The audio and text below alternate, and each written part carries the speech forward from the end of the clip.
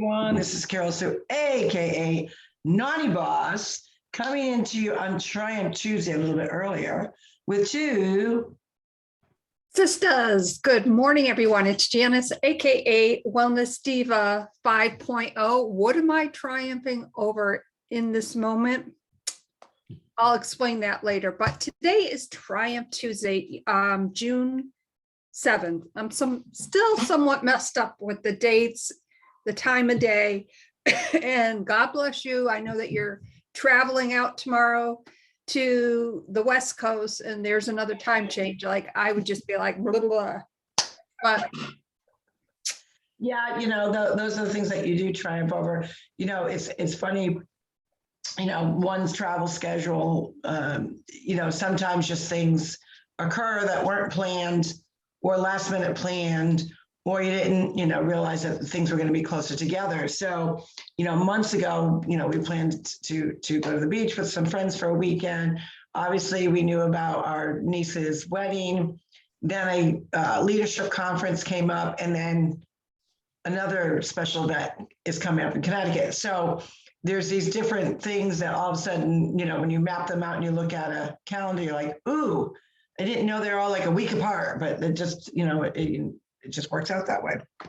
And I'm grateful and thankful that, our lives and what we do for a living are, being separate entrepreneurs, but also, partners and two sisters, that we have that flexibility. And I was actually talking this morning with another person in our company. And obviously, people are trying to triumph over the cost of everything, the cost of gas, the cost of groceries, electricity's gone up. Obviously, thankfully, there are only a few states that are dealing with oil, meaning to heat their homes, but now it's electricity for, air conditioning and whatnot. They are seeing the rise of not only those costs, but your homeowner's insurance. Even our HOA went up almost $3,500. There's just all these different things that are going on in our world that are not in our control. And how do we triumph over them with positivity to not let the negativity or the stress weigh us down? So I was talking with a fellow person that's in our company, and she said, I'm struggling. I've had to take on a second job. I'm so grateful that I've got this side gig to kind of supplement and know that even if, my business somewhat stalls in this time period, I'm making enough to at least pay for that I'm thriving for free, because you get two customers under you and you get to thrive for free. And thriving for free has never been more important, because you need your gut health, you need your nutrition. And if you're one that likes simplicity like myself, that because of my travel schedule and my busy schedule, I know I still got to take care of my health and wellness. That doesn't stop no matter how busy you are or how lazy you are or how not busy you are. Regardless of where you are in life, you still got to take care of your gut health, because if you're not at your healthiest best, you can't deal with all the stress and all the other crap that's going on that's out of our control. But your gut health is in our control. So she gave a really great perspective in that, and she was kind of down on herself. And I said, don't be down on yourself. Everyone is watching their pocketbook. And that is one of the cool things about our company that has not changed, is that if you have two customers under you, whether you're a customer and or a promoter, you get to get your product for free and you only have to pay for shipping. That's huge. That's $160+ a month that is going to your gut health that you need. You need good health to work the two different jobs. Some people are pulling in double shifts. People are exhausted, they're tired. And what happens when you're exhausted and tired? You've got to triumph over feeling like that, but you also, those are when those bad habits start to creep in, like skipping meals or not eating, or eating fast food because it's just easier because you don't have to deal with, because you have no energy, you can't get in the kitchen to cook, or you're trying to balance out, your kids' schedule. The last of June is, frequently depending on where you are in the United States, will depend on when your child gets out of school. Then you've got, kids that are graduating, going off to college, and all that. it just doesn't stop. And what that showcases to us is no matter how we got to put food on the table, we also got to be mindful of our own health and wellness, because if we're not healthy, we can't work that second job. We don't have the energy to manage the household. We don't have the mental clarity that we want. And we're just exhausted. And you're like this on this hamster wheel of can't control what's going on in the government, can't control what's going on in the school system, what's going on in my community. Gas prices are going up, food prices are astronomical. I've got to get a second job. And I reminded her, I said, just be grateful that our company allows us to get our product for free. You don't even have to be a promoter, you can be a customer. And that's huge in this time, this dire time of, where prices are gone kooky. Yeah, the kookiness. And I just want to back up a little bit. When you turned it over to me for the intro, I had just received an email and I said I was triumphing over it. And I want to clarify that, because I am not, because I am pissed off. So I will say that. This was for the dresses that I ordered for our niece's wedding, like weeks ago. Yeah. Oh, it'll be shipped in 2 weeks. It'll be shipped in 2 weeks. They told me the same thing again. And I emailed them back and I said, this is unacceptable. I want an exact date. And I can go on and on about this, but there are bigger and better things to chat about. So I just wanted to clarify that.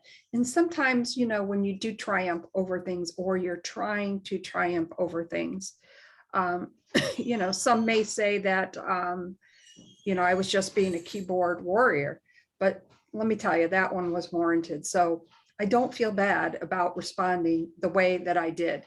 I was very respectful in the beginning. And you know what? I think I just gotta let it go. Let it go. You do. And that's the hard part about it. I just had to follow up, because speaking of follow-ups, where everyone is really watching their pocketbook. If someone says you're going to get a credit, you're counting on that credit. You want that refund. So when we chatted about this, but I triumphed over last Tuesday, it was being bumped. Ironically, it's only a week later, being bumped from the flight. My flight was canceled by JetBlue. And they have a customer's bill of rights. So if the cancellation that they cancel, so it's not if you cancel, but if they cancel their flight and it's under 4 hours, you get $100 credit, or X amount of dollars after that per hour. If it's over 4 hours, and in my case, mine was canceled just over 4 hours, they would give you a $50 credit. I was also told that I would get a full refund. So what happened was, I'm just checking things, and obviously I'm on that exact same flight tomorrow. So I'm a little bit more mindful and careful on checking my things. I said, I never got a credit in my travel bank. I didn't get a credit in my credit card company. So I called them. Now, ironically, this is the one thing, and I'm always a big supporter of JetBlue. I've been probably one of their best customers since the pandemic. I've flown over with them over 60 times. However, there is no email address to email anyone, number one, which I'm not a big fan of, because obviously people do use email. It's an easier way of communication. And then there's an electronic record of it. And I'm really thinking it makes sense that a lot of companies don't want to put an email because they don't want an electronic record, is what I'm getting. That's my opinion. I don't know whether that's true or not, but to me, it would make sense why they don't do it. Secondly, I called and several times, and every time I called to do the follow-up, the average wait time was well over 2 hours. So then they offer this other service. You don't want to wait, right? You could do the call back, or we can instantly text you. We'll connect you with somebody and you can text message. And I thought, that's cool. Let me try that.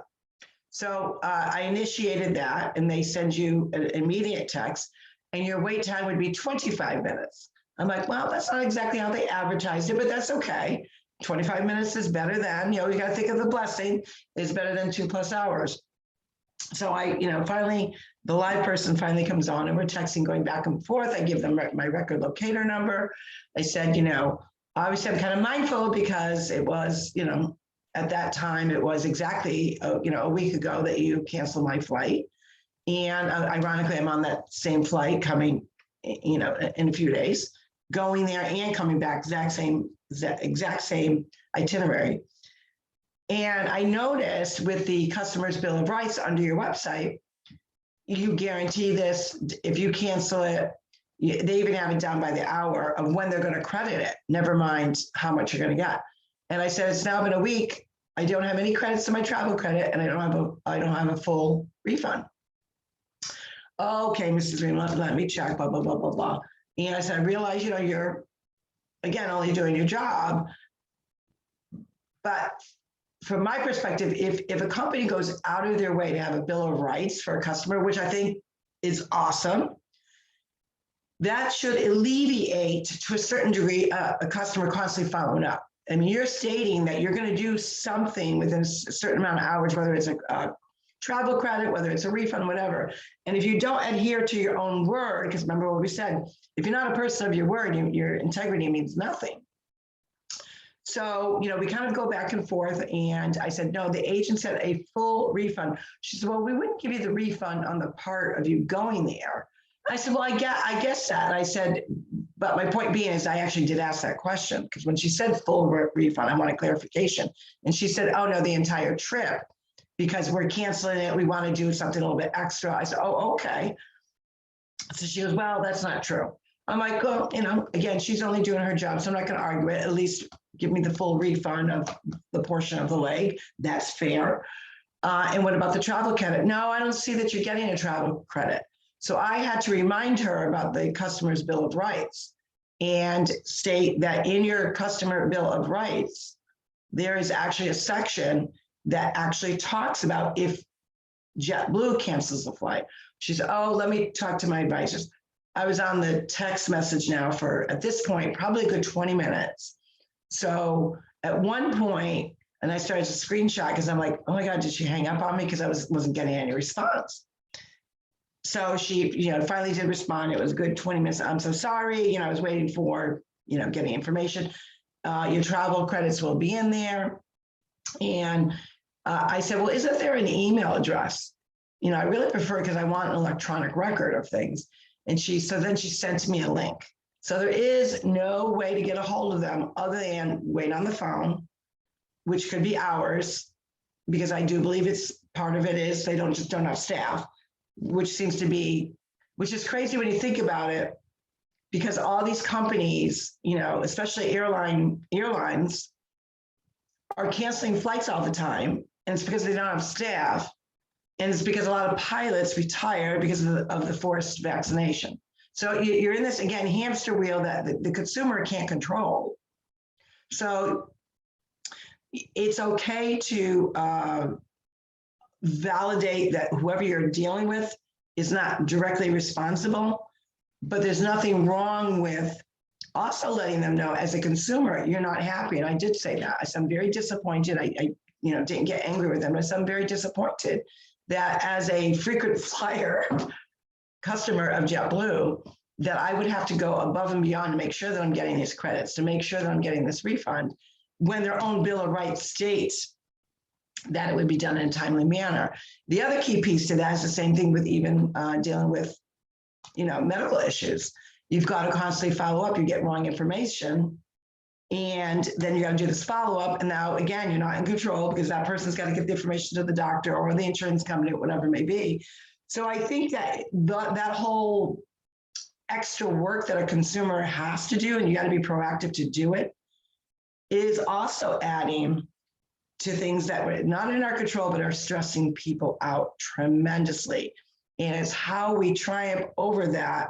So my suggestion, because I had like 2 or 3 of those kind of instances over the last week, and 2 actually within the last 48 hours, just remember that it's okay to air your disagreement or disapproval or disappointment, but do it respectfully, number 1. You can also, it's okay to show that you are frustrated, by your words, but make sure that your words are not, you're not attacking the person. Just say, like, this is not acceptable. There's nothing wrong with saying this is not acceptable. This is not right. A customer shouldn't have to blah, blah, blah. Because what happens is when you don't address it head on, it gives that agent, that customer, that person at the desk, the kind of the mindset, well, oh, this customer, didn't really think anything out of it, no big deal. When in fact, it is a big deal because you're taking someone's time out of their day to actually double check and or follow up with someone that should be doing their job. And what does that say for the quality of help that we have? That there are so many people and there's so many jobs available. So you wonder why all these, speaking specifically of airlines. Well, guess what? There was a cost of putting a mandate out there. And the consumer is the one that sadly has to deal with it.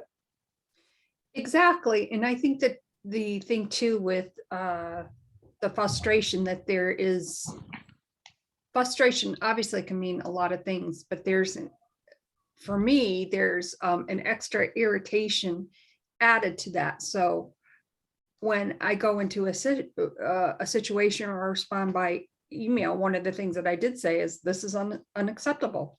This was ordered weeks ago. Because now didn't have it for our niece's wedding. Now we have that upcoming, event. I'm like, okay, well, I can wear the dress there. Looks like I may not get it. So and when one of the times I had followed up with them and they said that there's a 15% or something restocking fee. And I said, I haven't gotten it yet. So I can see if I received it and had to return it.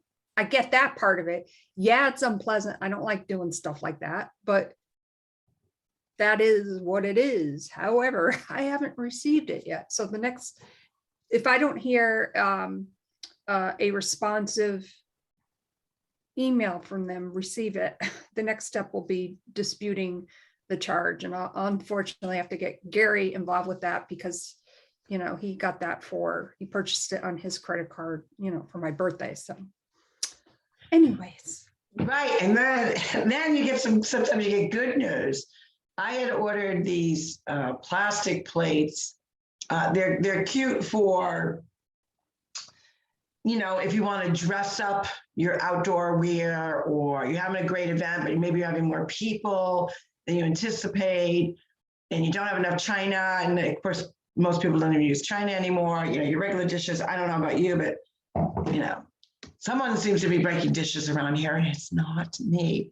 Anywho, I totally forgot that I ordered these and I actually did order them from another vendor and they came in. And all of a sudden I got an alert from Amazon, actually. Your order will be delivered this week. I'm like, what order? And it's actually supposed to arrive Thursday when I'm not even here. And I also ordered, we had that awesome Sandy Forster. I ordered her book and it's not coming till Friday. And I was bummed because I was hoping I would have it for this coming trip, but that's okay. Prime isn't what Prime used to be. Well, exactly, which reminds me, I've got to order her book too.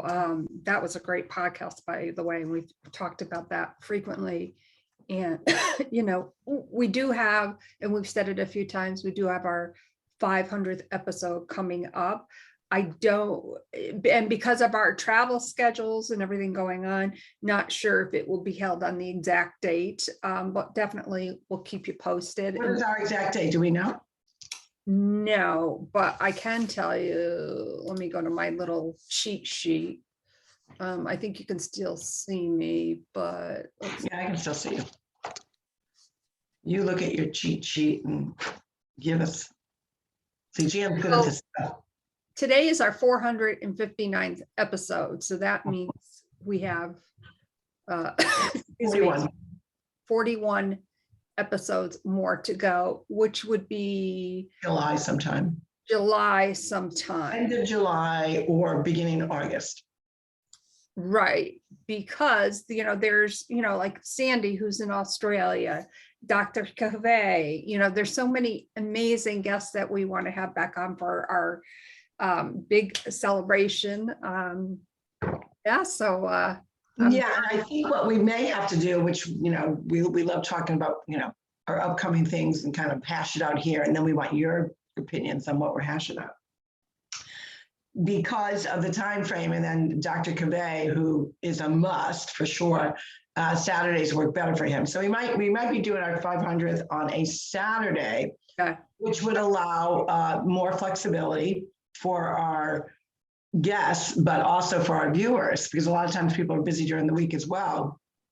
And would be something really cool to, have a kind of a weekend, well, not a weekend, but, it on the podcast on a weekend day, like a Saturday, because that would really allow some flexibility as far as, time and all of that as well. So that would be, and time changes. We have a lot of guests. We've been really blessed with having a lot of guests from many, many different time zones. So it's really, really cool. And, also I'm excited because some of our, what we call repeat offenders on being part of our Two Sisters family is, getting updates from them, like where they're at. There's so many that I can think of top of my head. Peter, Paul Pacioni's doing really, he's got so much good things happening.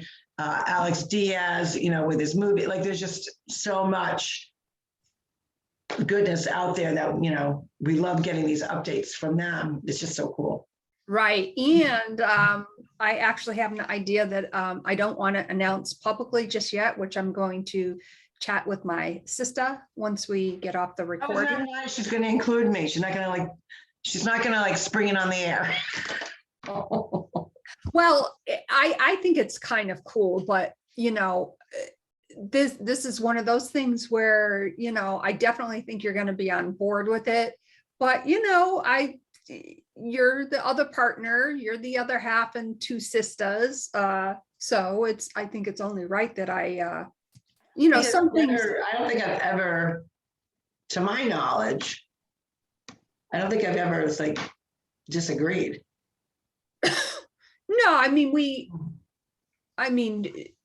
we're salt and pepper, right? We've always said that. Yeah.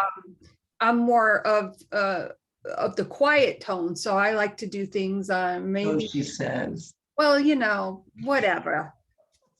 I like to do things maybe differently, and that's okay, and that's why this works out perfectly. But I think just for I don't know, I'm excited to talk to you about it afterward for a brief moment. There's a lot of popping going on. A lot of popping going on in our head that usually happens. And that's the great thing is, as we are doing our podcast, we get creative juices flowing of things that we want to do, things that we're following up on, things that we haven't done that we want to get done. And, that's part of the enjoyment of doing this. It is a labor of love. And we actually, love being able to chat with all of our viewers and our listeners and give them things that are working for us, things that we've heard from other whether it's our prospective customers or clients, and the viewership as a whole. How many stations are we on now? I don't know what you would call them, platforms. Well, we're on 30 plus. Let me go to our website and just hit the refresh button. That's really cool because a lot of people will ask me that, and I said, I don't know, we're on a whole bunch. Yeah, but some more, I would say, popular, because there's even some that I am not that familiar with. The ones that I am not familiar with, for instance, Podcast Addict, Deezer, Never heard of that. Player FM. We are on iHeartRadio. Yeah, that's a good one. That's a one most people would recognize. Amazon Music, which I got to make sure that tag thing is up on the website. Let me write that down so I don't forget. Yeah, there's just so many different platforms. That time where we showed up, and I do an audit every 2 to 3 months to see where we are showing up. And I was like, oh my God, we're on and the name of the country escapes me. I have it written down, but we showed up in a digital magazine where our video, they copy our video and they put it in their digital magazine. So that's pretty cool. It's just amazing that let me back up a little bit. My very good friend, Lisa Marie, had said to me once that the style in which, for instance, that we do the podcast is a way for, us to showcase for any, maybe there's a listener or a viewer out there that's like, oh my God, I can't believe that they're almost at their 500th episode. I would say there's no frills to the podcast, meaning, yes, it was difficult when we initially started the podcast, but I don't have any fancy equipment. In fact, a professional said the sound quality through my Mac. Your end is good. My end, to me, always sounds a little tinny. Initially it did, but I don't think that in my opinion, it doesn't sound. Well, I'm not using the mic either anymore. So I was wondering if it was the mic. It very well could be. Yeah. Very well could be. But the point being that, we don't edit our podcast like a lot of, I don't want to say fancy, because there's a lot of great podcasts out there that I wouldn't say, they're very popular. And then there's, obviously the big popular podcasts, but we don't do any of that. The purpose was we wanted, obviously, to share what we're passionate about, to show other entrepreneurs that setting up a podcast is not as difficult as we make it out to be. Like, forget the editing, only if, and I think that's great for different purposes, but not for our purposes, because I think when we talked about this way back when, we don't want to edit what we're saying, because sometimes that gets lost in frustration. Now, of course, I've learned how to, for instance, edit videos, which is great for those times. We both have our separate businesses, for those times when I'm recording and let's say blabbermouth, blasts in here, I'm still recording, but there's that area there where I got to take that part of it out. So now I know how to do that, but we don't want to do that. Intro. We do. Yeah, we do have we don't do like put an intro in front of each podcast or an outro. It's just. Yeah, I was actually, there was two that I heard. Turtle Boy, obviously in Massachusetts, does one. And I don't know if it's him that's doing the rapping or who's doing the rapping, but to me, it sounded, well, it's him. So I just, he's very blunt, and I like that about him. And then there was a new one that I just, because sadly he was reporting, I never heard of this podcast. He was reporting of what's going on in a Boston school that a parent cannot opt out of. And I don't know if you've heard of him. His name is, hold on, let me get it for you. It is by, it doesn't say his name unless I click it on. I don't want to do that. But he also had an intro that, some podcasts have a great intro. It's clear. In other ones, you could tell that it was done by somebody that wouldn't normally do that. But again, for me, as different as it may sound, it really brought the authenticity of, an entrepreneur, just like, I'm going for it. I'm going for an intro. I'm going for, and I may tweak it down the road, but, after a while it's fitting because, it really kind of tells the journey of that particular podcast. So we don't have an intro. No, we don't. We do have I believe the trailer is still up on the base platform. Yeah. But no, we don't do that because I do recall that when I made that initial phone call, hey, we should do a podcast. Yeah, go ahead, get it set up, Clone. I'm like, oh, what the flippity flip? I don't know anything about this, but obviously we figured out. Done an awesome job. Awesome job. Thank you. Because I certainly do not have the patience to set that up. I'm really good at doing like online events, setting up events, groups, pages, that's my expertise. That piece is my expertise. Technology, not so much. And I always say, know your limitations. And it's not to say that I couldn't learn it. I probably could if I was like step-by-step instruction. I think part of it is how my learning style of how to, so I would have to have somebody physically here. Like even when Jan and I were first talking about it, sometimes when we have a meeting, she'll flip the screen around and she'll start pointing to stuff. I'm like, it doesn't resonate to me because we're not in person. So I'm that kind of a learner. I need visual and human contact. Point the button there. Okay, this just popped into my head and I can totally She's got more popping going on. So when you're up here for the family event, maybe that morning we can do a ha-ha, sit by each other and I can show you and we can actually do it. Yeah, because I think we've talked about that where some of our schedules may have a conflict, but I still should know how to actually do it, to upload it and all of that. And again, I'm very proficient in Zoom. It's just a matter of knowing, okay, oh, that's the button. And then usually just say, oh, that's so easy. And then I realize, oh, that wasn't that hard. But I need that one-on-one instruction, visualizing it. That would be great. And we're also on locals.